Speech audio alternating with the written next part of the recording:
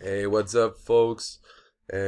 Welcome for this another capsule of Serious Wilderness Medicine. You're with Dr. Cayenne Tremblay, and today we'll cover everything about lightning and lightning injuries. Okay, so for a brief summary of what I will talk about, we'll talk about first of all of the lightning formation.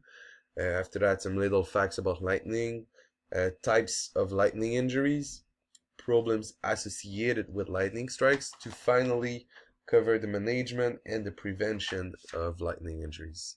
All good with that? Take your pencil and here we go. So, how the lightning form into the sky case. So, first of all, we have, for example, on a clear blue sky, electric charges that are just uh, equally spread out into our sky. Okay, so we have positive and negative charges.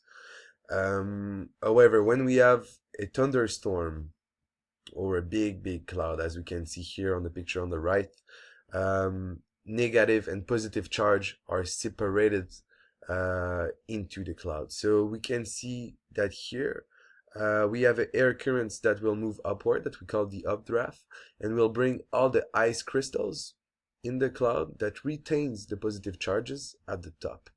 In the same time, we have air currents that will move downwards, that will bring all the negative charges that are retained into the hailstones at the bottom of the cloud, that it's called a downdraft.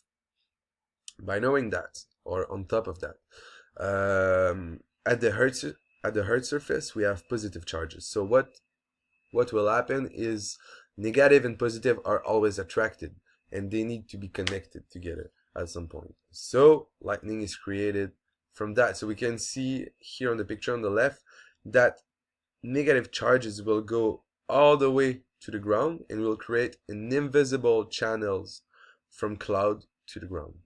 But what we can see as a human is the flash, that is the upward return stroke of the positive charges that will go all the way to the clouds from the Earth's surface. So that's pretty much it about the lightning formation, we can say. All good? So, little facts about it. Okay, so 90% of the time, lightning is not dangerous because it's just uh, it will just strike between the clouds or into the air. However, we have the last 10% that will reach the ground, and yeah, obviously it's extremely dangerous if you're around that lightning strike. You can be hit, and yeah, that's pretty much it. So, little facts about lightning. Why is dangerous? So a lightning strikes delivers a massive electrical current in a fraction of a millisecond. The current in a lightning bolt can reach 300,000 ampere, while its force may exceed 2 billions of volts. So that's really powerful. Lightning bolts may reach several kilometers ahead of a lightning storms.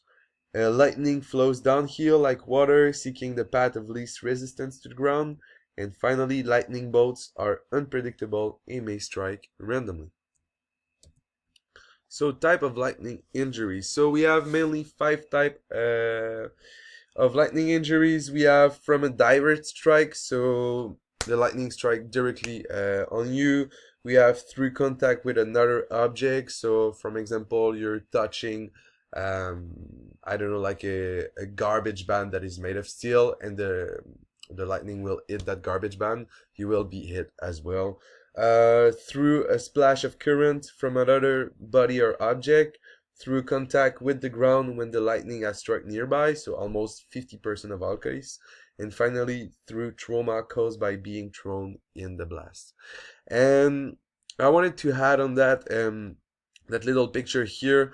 Um, I think it's kind of hard to see, but however, you'll try. Okay, we can see here a little reddish line that goes all the way across his leg. Okay, so that's called the Lichtenberg figure.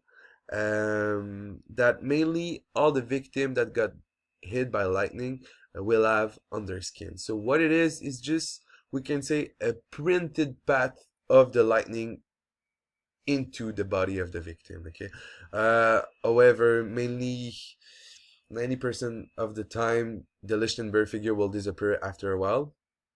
but it's considered as a as a burn on the body. Okay, so problem associated with lightning strikes.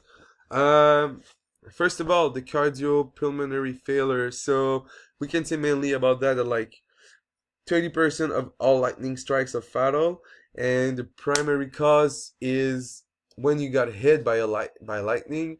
The electrical charge that goes all the way into your body is so powerful that can give you a cardiac arrest. In fact, that can also paralyze the respiratory center in the brain, which untreated will result in a secondary hypoxic cardiac arrest.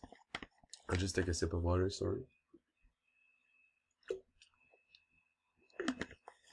And yeah, so without immediate CPR, a lightning patient will die from lack of oxygen. After that, neurological disorder. Okay, so approximately 70% of lightning strikes patients become unconscious. So you can have some patients that have like memory loss, that are confused or even paralyzed after a lightning strike.